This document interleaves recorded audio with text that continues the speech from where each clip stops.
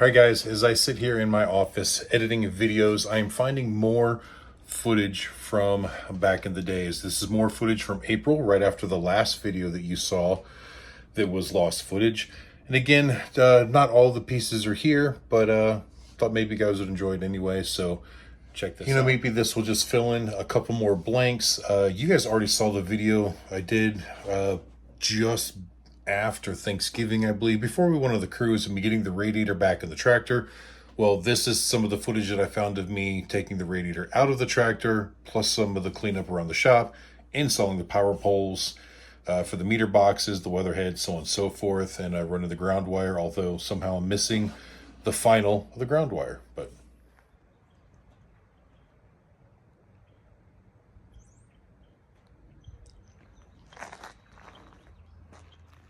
some of these areas can't get into with the tractor, so just manual labor, shoveling a rake, digging it all out, pulling it to the open. Then I'll come by with the tractor and scoop it all up.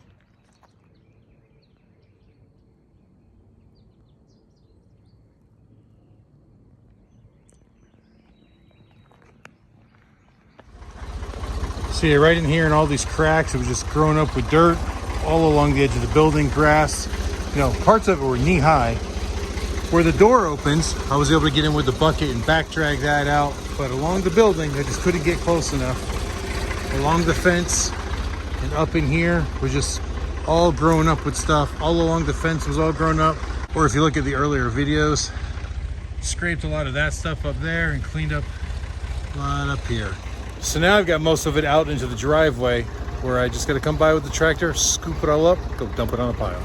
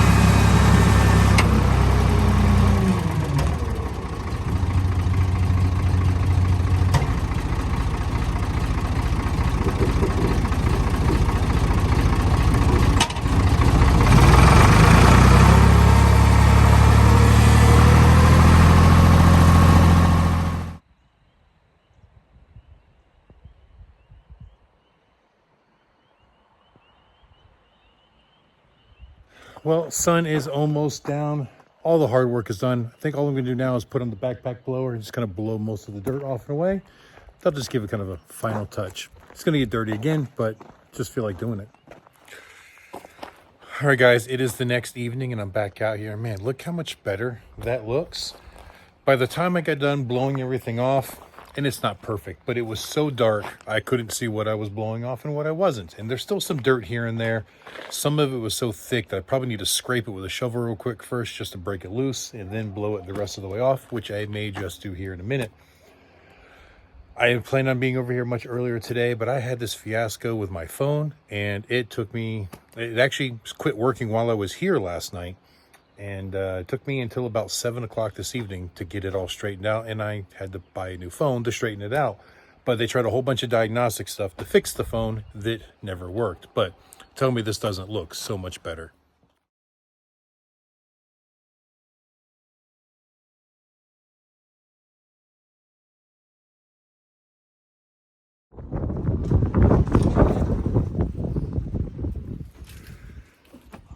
Well, good morning again, YouTube.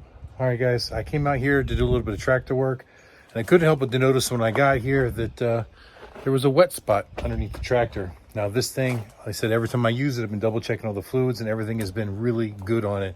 I know there's a couple hydraulic leaks, but it doesn't really lose any real fluid, just enough to leave like a little drip. Oil, I've never had to add any oil to it since the first time I added oil when I brought it home. Power steering, still right to the brim. And the coolant was even good last time I was here, which I hadn't added any to since I first brought it home. But guess what's laying on the floor in there? So got to looking at it, and it looks like the radiator has sprung a leak. In fact, without the engine running, no heat, no pressure on the system, there's just a steady stream shooting out sideways, just the weight of the water pushing it out. See if I can get you in there to see it. I know the light is not good, but right there, see that little steady stream of water shooting out of there?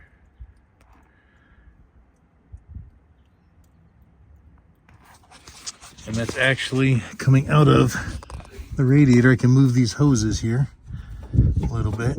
I'll see if I can zoom back in.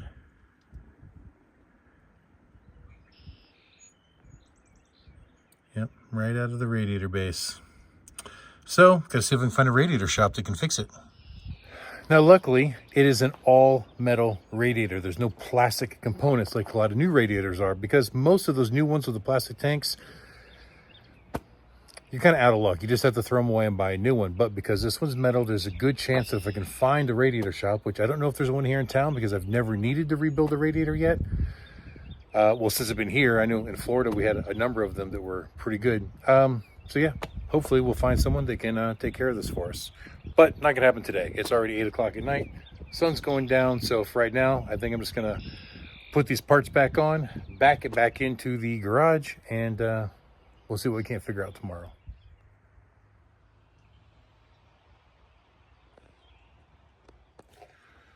All right, guys, well, it's been a few days since I've been here. Last time we talked, we'd sprung a leak on the radiator here on the tractor. And that night I had a little bit of daylight left, so I went ahead and started pulling things off, like the hood and the muffler and so on and so forth. But still got to get the radiator out. And it looked nice and simple, but it turns out I don't think it's going to be that easy. I can clearly see there's room to get the radiator out of there, but there's challenges like you can't get to the bolts of the fan shroud while the radiator's in place to be able to get the fan shroud away. So it looks like I'm gonna have to remove the fan, and even that doesn't look like it's gonna be easy to get to with the radiator in the way. So we're gonna have to fight with it for a little bit and see what we can do. So you can see the radiator is relatively easy to get to, but so looking at it here inside the building, and remember there's no power in here, so I've got no lights, and it's just dark. So I guess maybe I'll move it out here. It is a nice, beautiful sunny day here in Western North Carolina. Only problem with moving it out front is it rained like a son of a gun yesterday, and the ground is pretty wet. So I'll have better light, but I'm gonna get soggy laying in this gravel underneath it, unless I move it really far away.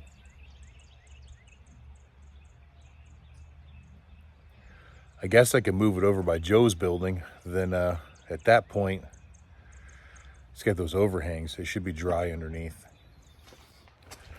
All right, guys, so I moved it over here to this concrete pad.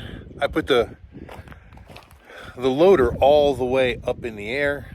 And I put this 2x6 here just to support the bucket, just in case there's a hydraulic failure and I'm underneath it. Don't want to die. So as you can see, the radiator's pretty clear looking at the top, you know, upper radiator hose, lower radiator hose. However, way down at the bottom, we've got a couple lines, which I'm assuming, where'd they go? Down in there somewhere. I'm assuming they're transmission lines. Just not easy to get to. And then there's 2 bolts coming up from the bottom holding the radiator in. Well, it was really tight, so I couldn't get a lot of footage of down there trying to get those 2 bottom radiator bolts out, as well as disconnecting the lines from the transmission going in there. But everything came out relatively easy, other than the fact that it was hard to get to, but none of the bolts or anything were difficult to get out. Everything broke loose pretty easy. Just tight areas moving, you know, 1/8 of an inch at a time, you know, pain in the butt. So now I've also removed the radiator hoses and the fan itself. But I'm still having trouble getting the radiator to come out because there's one pipe that it's just kind of wedging against it. I thought I'd be able to get it around. It looks like it would get around, but it's not. So as you can see, everything is loose. The fan is off. The big problem is that pipe right there. Now, when you come over here and look at it, it looks like, sure enough, it'll clear that pipe. If it comes straight out, wiggles, but you got to wiggle it just enough that this side is hitting over here. And this pipe on the top is rigid mounted to the hydraulic tank, which is rigid mounted to the frames like a whole assembly. So I'm trying to avoid having to take that apart just to slide this radiator up and out of here. So just getting a little frustrated with it. So I decided to take a couple minute break, do a little recording, drink a little bit of coffee, and think it through a little bit. Maybe I'll come up with a solution.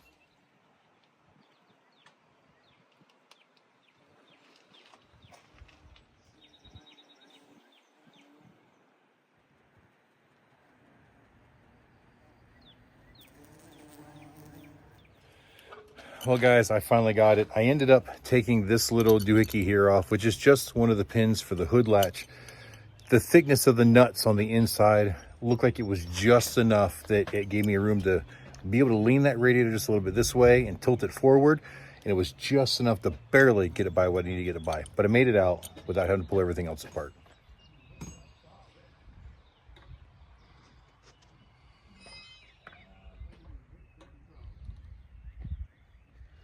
Oh, guys, what an absolutely beautiful day. As you can see, just about the time I got that radiator out, Joe and Philip and Joe's helper showed up, and we are getting the power pole put onto the building, wiring the box inside, getting it ready for inspection. We're going to put another box on the outside of the building as well so I can run power over to this building here behind me. Making progress, getting it done. All right, guys, almost 7 o'clock now, and I quit working on the tractor hours and hours ago, but got the radiator loaded up and ready to go to the radiator shop on Monday. But check out all the work we got done over here.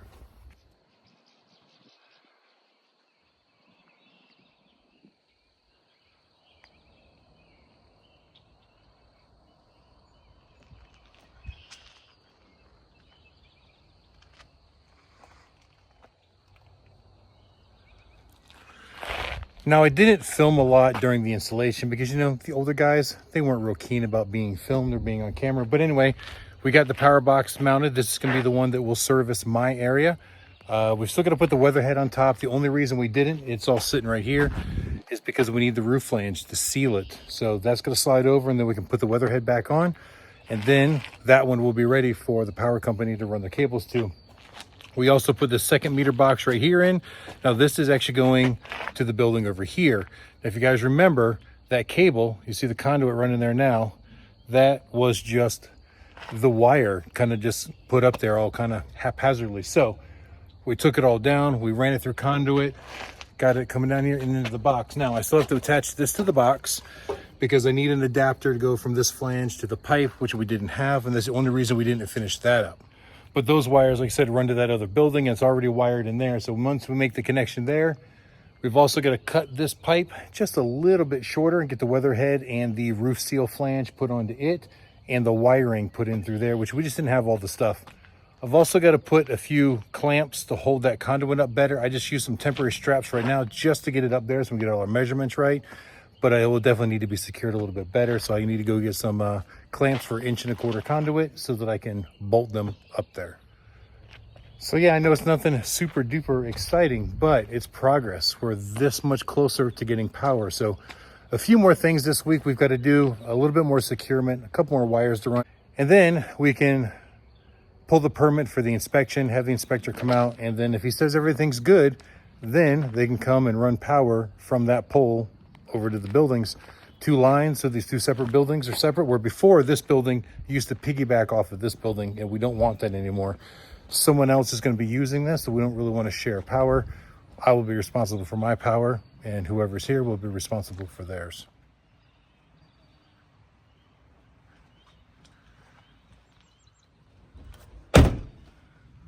But I think that's it for today. I'm going to go home, wash up, eat some dinner, and relax a little bit. It's Saturday night. Go spend some time with the family, and be out here later in the week to do more. All right, guys, back out here at the new shop. It's about 8:30 on Friday morning. We've only got 2 more days until we head out to the 75 Chrome Shop Truck Show, and I'm trying to get a couple things buttoned up here before we leave. Now, we were here last weekend. You saw that we mounted the boxes and the poles, but still had to secure them to the wall. So yesterday I came up and put this half strut on, bolted all the way through, made a steel bracket on the inside to hold everything. The sad thing is I was uploading a video when I got here, so I didn't film any of it. I figured, well, when I'm done uploading, I'll film something. Completely forgot. Ended up working until about 10 o'clock last night. I mean, I was finishing up with flashlights and everything, and I still didn't get done everything I wanted to get done. That's why we're back out here early this morning to try to finish up the last few things. But let me show you what I did. So I added this half strut, which are these bars going across here, one there, there's one up there, and then there's one on this one as well. Now, the all thread that's bolting that to the wall is going all the way through the concrete wall. And then on the inside, it's going through that wood structure grid that's on the wall. Now, the ones on the top, I also went through a piece of 3-inch steel channel as well, just to give as much pull strength as we can, because once these cables are strung across here and it gets windy and they bounce, Joe wanted it to be super, super strong. I think we've done that. All right, so here on the inside, you can see that board and that bolt and those two. That's actually the box.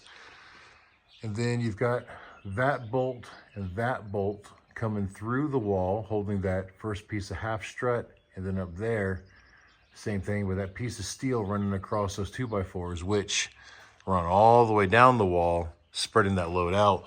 Basically, did the same exact thing over here on this side. There's those bolts. So I think if the wind decides to pull those poles with the weight of those cables on it, it's gonna have to take the whole wall out to get them off the wall. So hopefully that will be plenty strong enough. So this morning, what I need to do is we need to make this pole right here match this pole. So as you see, that one's a little bit taller. It needs to be the same here. Once I cut that pole, I can then run my wiring up through so that it dangles off the top like that, make all the connections in here. And then I've also got to run the ground wire down, and there are 2 ground rods that we put in for this box and 2 ground rods we put in for that meter box. So got to get all that wired as well. And then just some U-clamps on this conduit that runs up here, just to make sure it's all secure.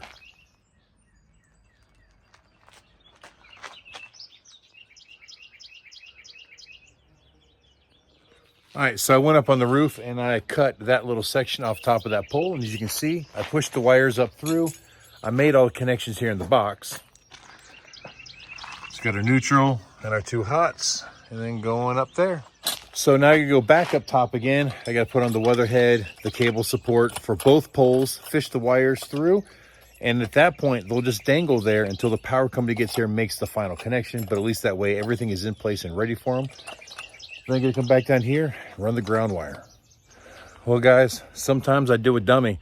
So yeah, look, I got up there, both weatherheads are on, but I didn't tighten everything up. I realized when I got up there and I'm assembling it, I completely forgot to bring the boots to slide down over the poles to actually weather seal for the protrusion. You gotta have a seal there, otherwise water's gonna get in.